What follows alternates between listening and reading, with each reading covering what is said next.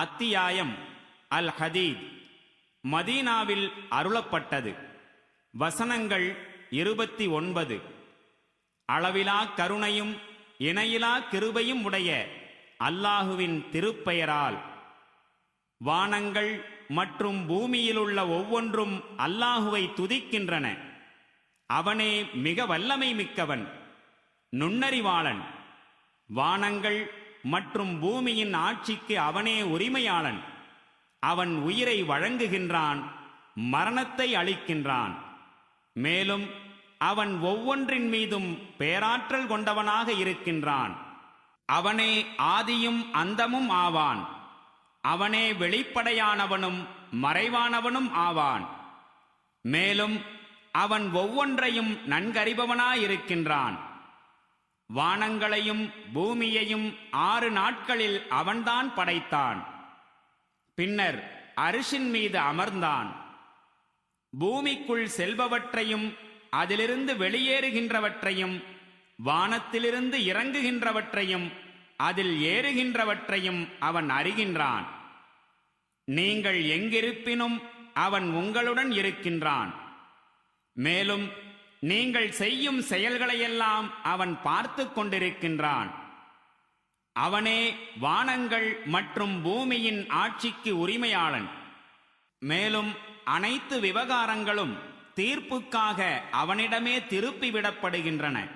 அவனே இரவை பகலிலும் பகலை இரவிலும் நுழைக்கின்றான். மேலும் நெஞ்சங்களில் இருக்கும் இரகசியத்தையும் அவன் நன்கறிகின்றான். அல்லாஹுவின் மீதும் அவனுடைய தூதர் மீதும் நம்பிக்கை கொள்ளுங்கள். எவற்றின் விஷயத்தில் அவன் உங்களை பிரதிநிதியாக்கி இருக்கின்றானோ அவற்றிலிருந்து செலவழியுங்கள். உங்களில் எவர்கள் நம்பிக்கை கொள்வார்களோ மேலும் பொருளை செலவிடுவார்களோ அவர்களுக்கு பெரும் கூலி உண்டு. உங்களுக்கு என்ன நேர்ந்து விட்டது? நீங்கள் அல்லாஹுவின் மீது ஏன் நம்பிக்கை கொள்வதில்லை? இறை தூதரோ உங்களை உங்கள் அதிபதியின் மீது நம்பிக்கை கொள்ளும்படி அழைத்துக் கொண்டிருக்கின்றார். மேலும் அவர் உங்களிடம் உறுதிப்பிரமாணம் வாங்கியிருக்கின்றார். நீங்கள் உண்மையில் நம்பிக்கை கொண்டவர்களாயிருந்தால் அல்லாஹுவையே நம்புங்கள். அல்லாஹுதான் தன் அடியார் மீது தெளிவான வசனங்களை இறக்கிக் கொண்டிருக்கின்றான். உங்களை இருள்களிலிருந்து வெளியேற்றி ஒளியின் பக்கம் கொண்டு வருவதற்காக. உண்மை யாதெனில் அல்லாஹு உங்கள் மீது மிகுந்த பரிவும் கருணையும் கொண்டவனாயிருக்கின்றான்.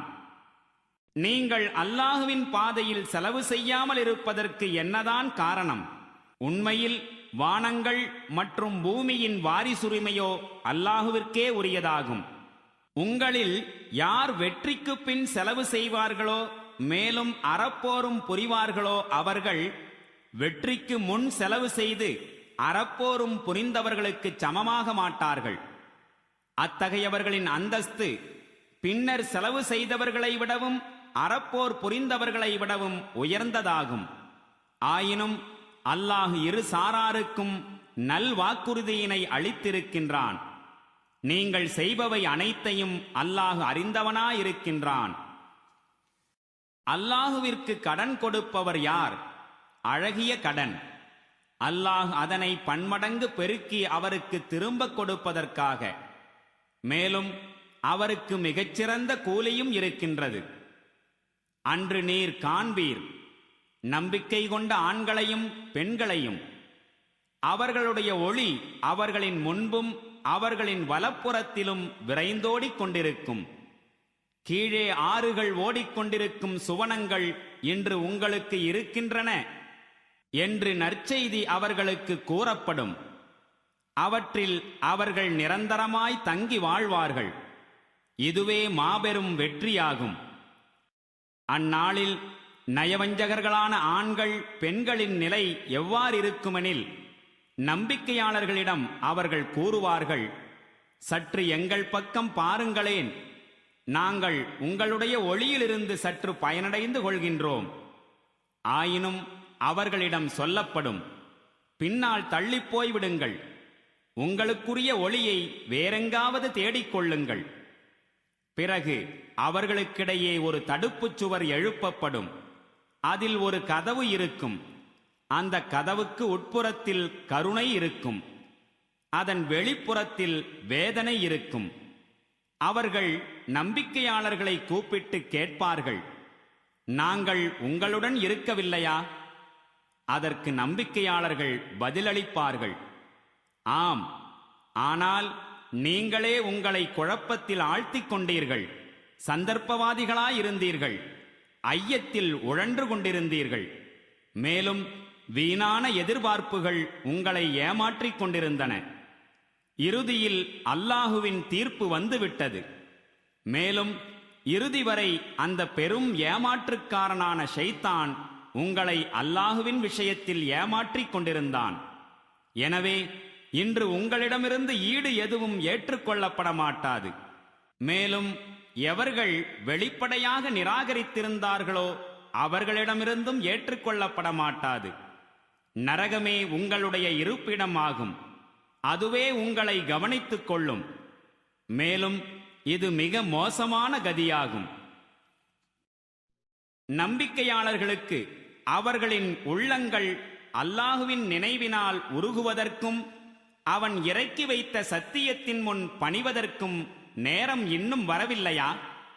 மேலும் முன்னர் வேதம் வழங்கப்பட்டவர்களைப் போன்று அவர்கள் ஆகிவிட வேண்டாம். பிறகு நீண்ட காலம் அவர்கள் மீது உருண்டு ஓடிவிட்ட பொழுது அவர்களின் இதயங்கள் இறுகிப் போய்விட்டன. இன்று அவர்களில் பெரும்பாலோர் தீயவர்களாகிவிட்டிருக்கின்றனர். நன்கறிந்து கொள்ளுங்கள், பூமிக்கு அது இறந்துவிட்ட பிறகு அல்லாஹ் உயிரூட்டுகின்றான். நாம் சான்றுகளை உங்களுக்கு தெளிவாக விளக்கிக் காட்டியுள்ளோம், நீங்கள் சிந்தித்து உணர்வதற்காக. ஆண்கள் மற்றும் பெண்களிலிருந்து எவர்கள் சதகா தான தர்மங்கள் வழங்குபவர்களாய் இருக்கின்றார்களோ, மேலும் எவர்கள் அல்லாஹ்விற்கு அழகிய கடன் அளித்தார்களோ அவர்களுக்கு திண்ணமாக பன்மடங்கு அதிகம் வழங்கப்படும். அவர்களுக்கு கண்ணியமான கூலியும் இருக்கிறது. மேலும் எவர்கள் அல்லாஹுவின் மீதும் அவனுடைய தூதர்களின் மீதும் நம்பிக்கை கொள்கின்றார்களோ அவர்களே தம் இறைவனிடத்தில் சித்தீக்குகள் எனும் வாய்மை மிக்கவர்களாகவும் ஷஹீதுகள் எனும் சான்று பகர்பவர்களாகவும் இருக்கின்றார்கள். அவர்களுக்காக அவர்களின் கூலியும் ஒளியும் இருக்கின்றன. எவர்கள் நிராகரித்தார்களோ மேலும் நம்முடைய வசனங்களை பொய்யென தூற்றினார்களோ அவர்கள் நரகவாசிகளாவர். நன்கு அறிந்து கொள்ளுங்கள், இந்த உலக வாழ்க்கை விளையாட்டும் கேளிக்கையும் வெளிப்பகட்டும் மற்றும் உங்களிடையே ஒருவருக்கொருவர் பெருமையடித்துக் கொள்ளுதல், செல்வங்கள், குழந்தைகள் ஆகியவற்றில் ஒருவரையொருவர் மிஞ்சிவிட முற்படுதலுமே என்று வேறில்லை. அதற்கான உவமை மழை பொழிந்திடும் போது அதன் மூலம் விளைகின்ற தாவரங்களை பார்த்து விவசாயிகள் மகிழ்ச்சியடைவது போன்றதாகும். பின்னர் அதே பயிர் காய்ந்து விடுகின்றது.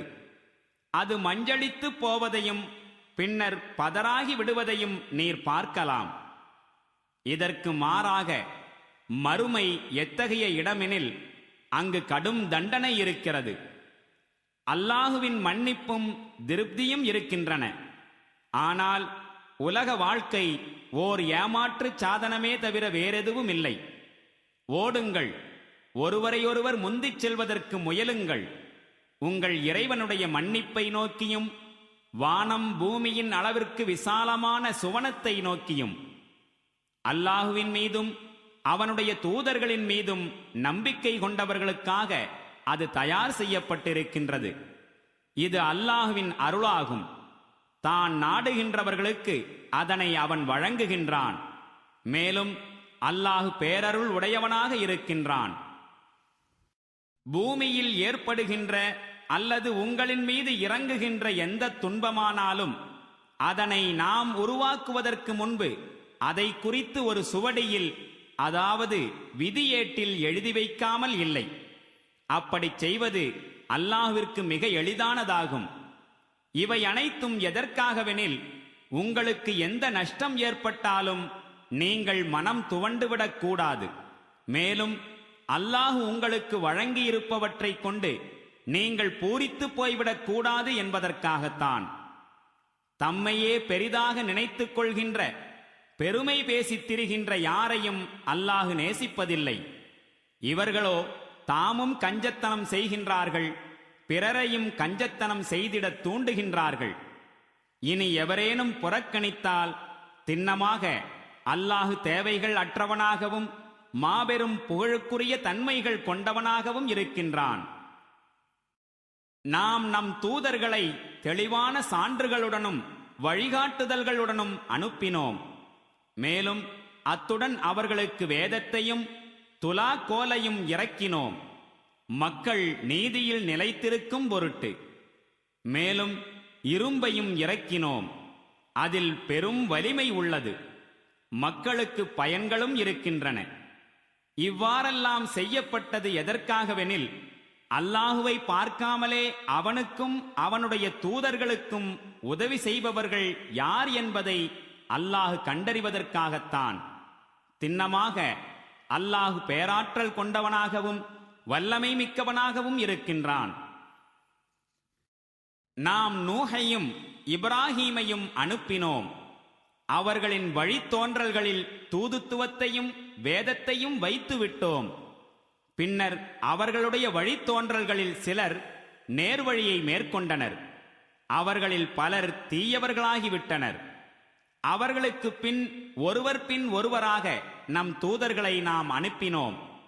அவர்களுக்கு பிறகு மரியமின் குமாரர் ஈசாவை அனுப்பினோம்.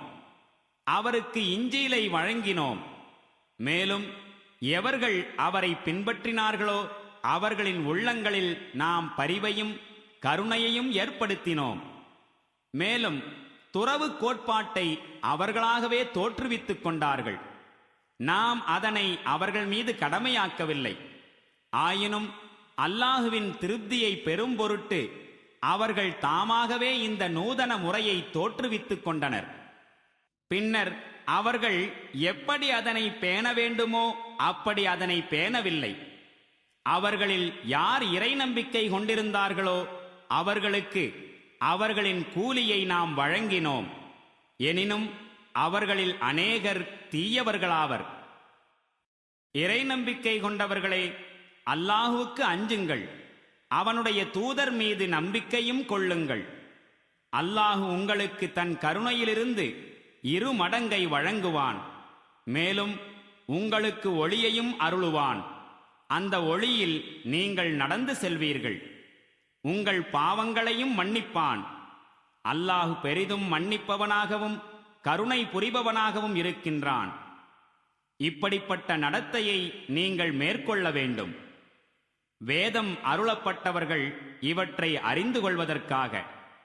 அல்லாஹுவின் அருளில் அவர்களுக்கு எந்த குத்தகையும் இல்லை.